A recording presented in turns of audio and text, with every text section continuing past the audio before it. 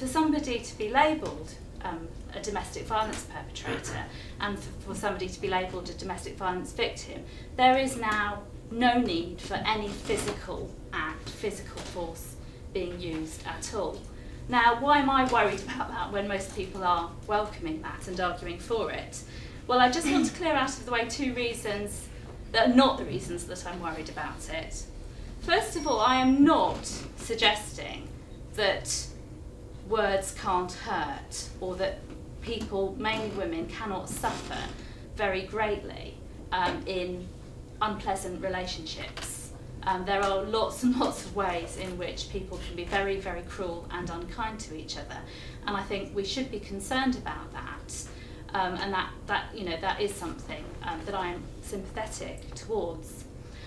I also think when you look at the feminist research mainly carried out in the 1980s and 1990s, I think there are some useful insights there about the way in which physical force can work.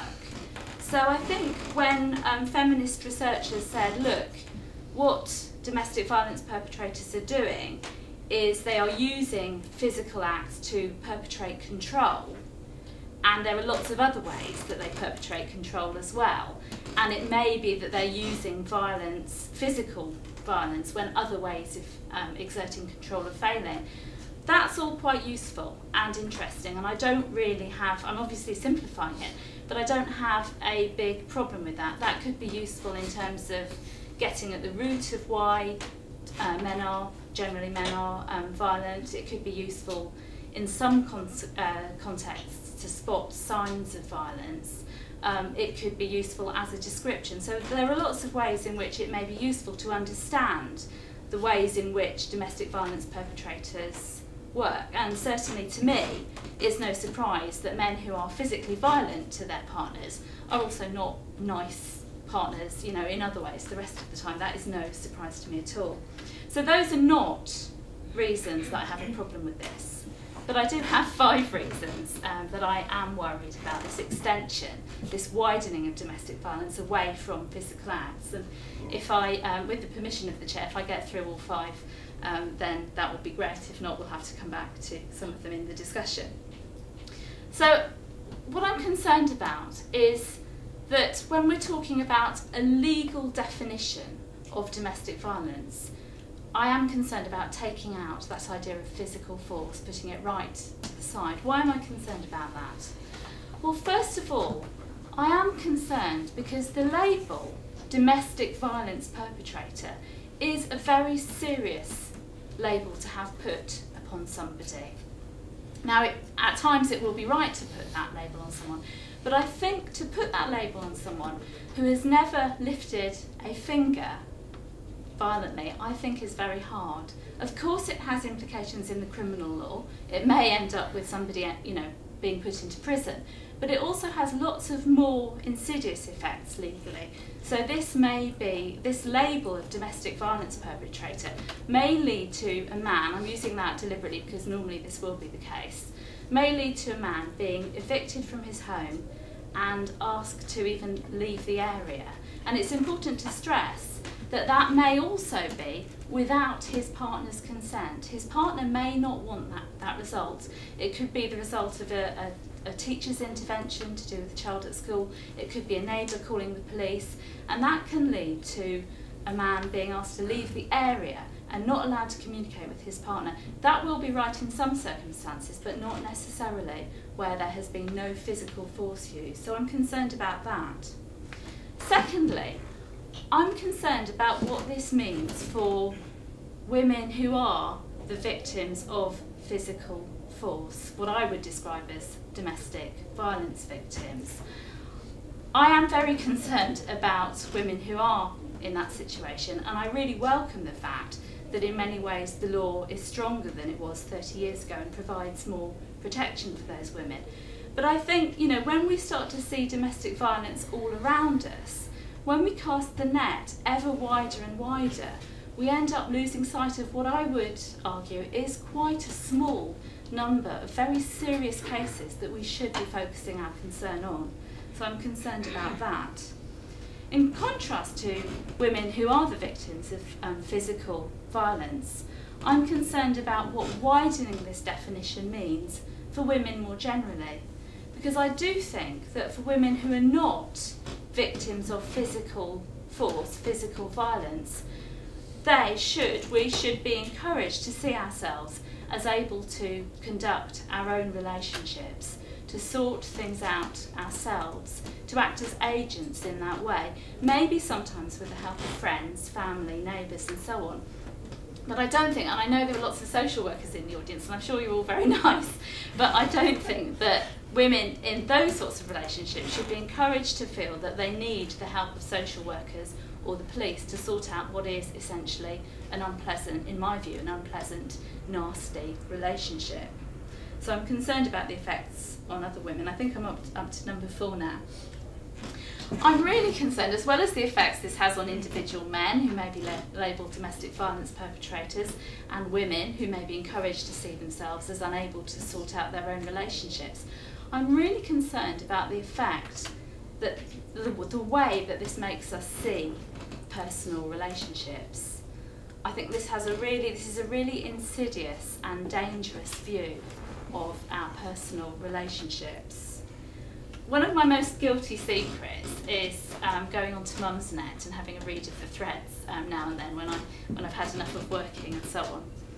And one thing that really strikes me about the Mumsnet threads is a very high number of the really popular threads that everyone keeps coming back to go along the lines of, I don't know if my boyfriend is abusing me.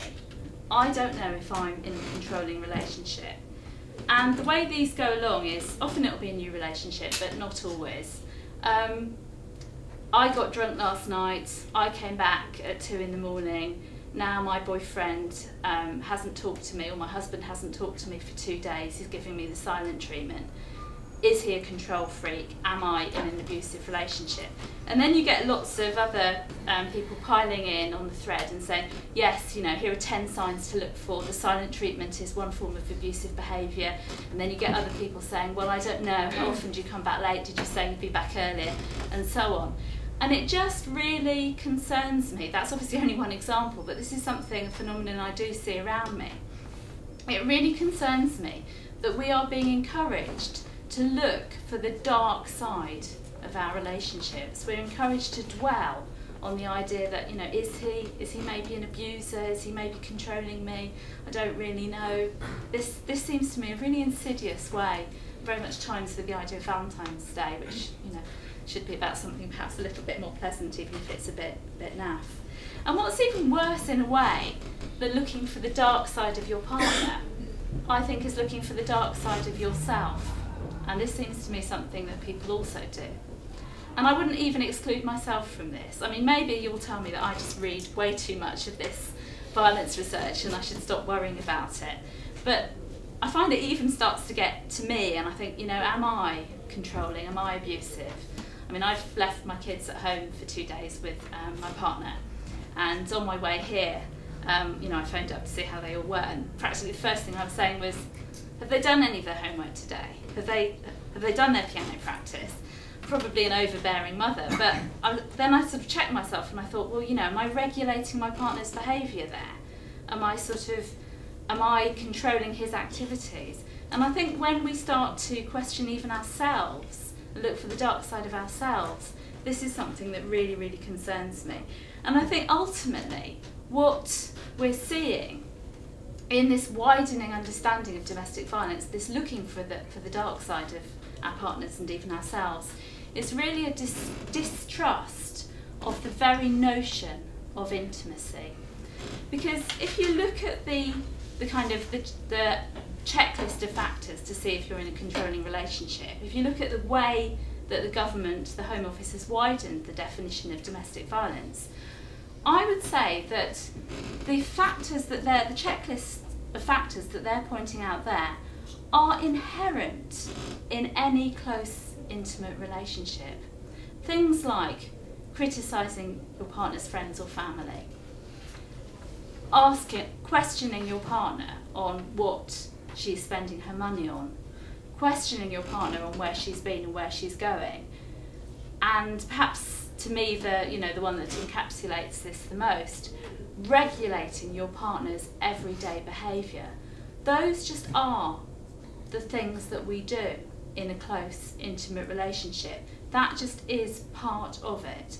In fact, I'll throw out a challenge. I might try and take it up myself when I get home, which is, could you actually manage to not do any of those things for a day, let alone a week? I mean, I'm pretty confident that I can manage not to be physically violent to my partner, ever actually, but certainly for a week. But could I actually manage not to do those things? I think that's the challenge. So we're seeing really, we're distrusting of the very intimacy of a close relationship, and we're seeing violence as a framework. We have to check our close relationships against that framework of violence. So finally then, my final point as to why I'm concerned about the widening of domestic violence. As a lawyer, I'm really concerned about law getting right into the heart of our intimate relationships, because what's happening with including emotional abuse and control into the definition of domestic violence is the law is setting a standard for how we talk to each other, how we talk to our partners. I'm concerned, as a lawyer, I'm concerned about the rule of law. I'm concerned about the idea that we know when we're transgressing the law, when we're breaking the law. And this is way too subjective for the law to get involved with. You know, one person's, and this is my last point now, one person's robust argument is another person's picking on friends and family. You know, one person's trying to set down a routine is another person's regulating their partner's everyday activity. So this is very, very subjective. So just then to finish up, I do think that relationships come in all gradations. Some marriages are made in heaven. Some relationships, you have couples who bicker and niggle at each other. And there are other relationships which make you feel uncomfortable because you feel that one person has the upper hand. One person is really being quite unpleasant or belittling their partner. So I do think there are gradations, but those very subtle gradations, I think, are a matter for friends and family, to say to your friend, do you really want him to talk to you like that? Why are you putting up with this? It's not something that the law should be concerned with. The law should restrict itself to physical acts. Thank you, Helen.